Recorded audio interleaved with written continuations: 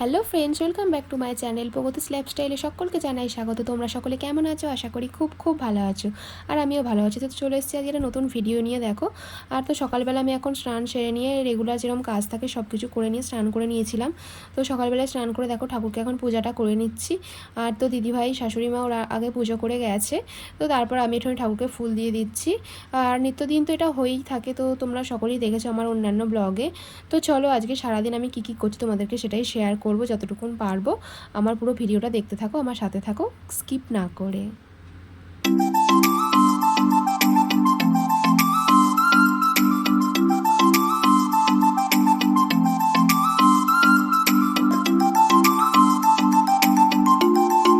তো আমি এখন মা জগদ্ধাত্রীর চরণে ফুল দিচ্ছি। আর তো আগেটা আমি ছুতাম না, কারণ এমনি জগদ্ধাত্রী ঠাকুরকে উদ্দেশ্য করে নিচেই ফুলটা দিতাম, কারণ আমার গুরুমন্ত্র ছিল না। তো এখন গুরুমন্ত্র যেহেতু হয়ে গেছে আমি ছুঁয়ে আর কি ফুল দিতে পারি। তো এটা আমার শ্বশুরমশাইয়ের আমলের আর কি ঘরটা কেনা, আমার শ্বশুরমশাই যখন বেঁচে ছিলেন সেই সময়কারে। তো বছরে একবারই এটাকে পুজো করা হয় আর কি।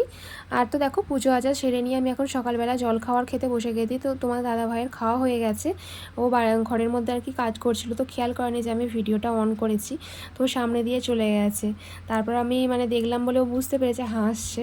তো ওর খাওয়া হয়ে যাওয়ার পর ও আর অর্ণব আগে খেয়েছে, তারপর আমি এখন খাচ্ছি। দেখো আলু সিদ্ধ ছিল, আলু সিদ্ধ আর বাদাম ভাজা এইসব দিয়ে মুড়ি খাচ্ছি। তো খেতে কিন্তু ভীষণ ভালো লাগে আলু সিদ্ধ দিয়ে বাদাম ভাজা দিয়ে। তো মুড়িটা আমি খেয়ে নিই। আর তো চলো তোমরা পুরো ভিডিওটা দেখতে থাকো, আমার সাথে থাকো।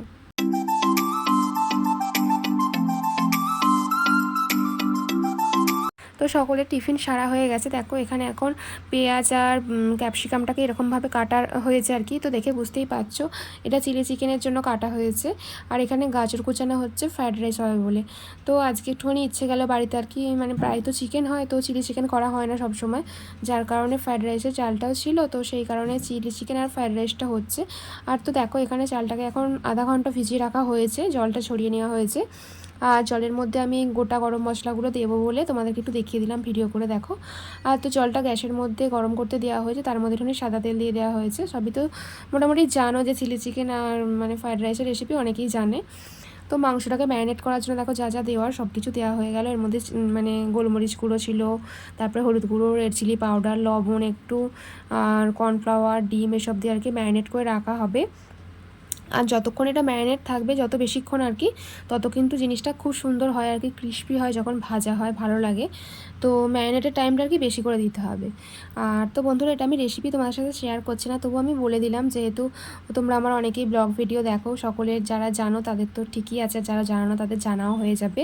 তো দেখো এখন ম্যারিনেট করছে আর কি দিদিভাই, আর তোমাদেরকে আমি ক্যামেরা করে দেখিয়ে দিলাম। তো চলো তোমরা পুরো ভিডিওটা দেখতে থাকো, আমি কীভাবে চিলি চিকেন আর ওই ফ্রাইড রাইসটা বানাচ্ছি সব কিছু ক্যামেরার মধ্যে অল্প অল্প করে শেয়ার করব, তার সাথে আমার ডেলি ব্লগটাও তোমরা দেখতে পাবে।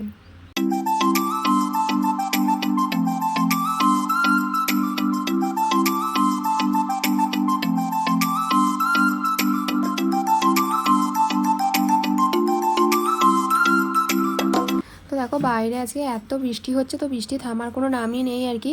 তো সকাল প্রায় 9:30-10টা থেকে শুরু হয়েছে, সারা দিনটা টিপটাপ করে এরকম বৃষ্টি হয়েই যাচ্ছে, বাইরে কোনো বেরোনোই যাচ্ছে না আর কি। আর এদিকে ঠাকুমার নাতি মিলে বাদাম ছাড়াতে বসেছে দেখো দুজনে। আর তো আমি ক্যামেরাটা অন করেছি বলে ও ছুটে পালিয়ে গেল।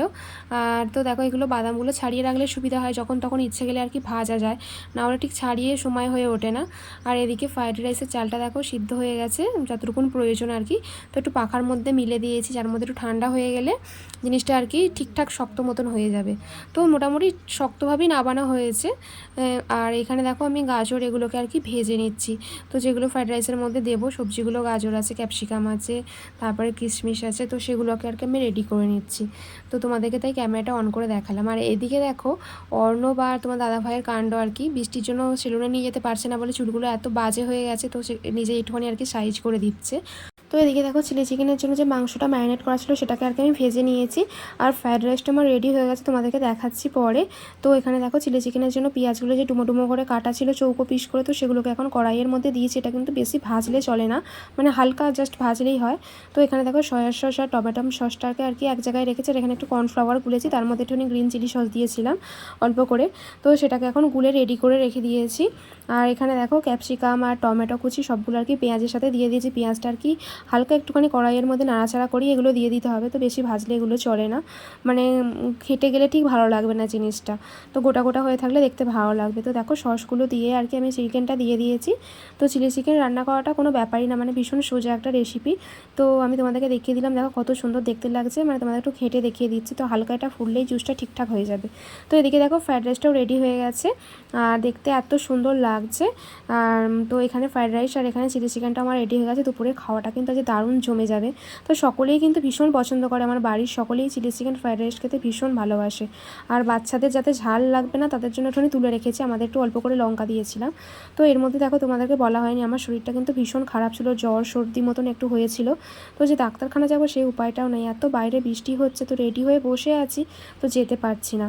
তো তোমার দাদাভাই শেষমেশ আর কি রেনকোট পরে চলে গেল।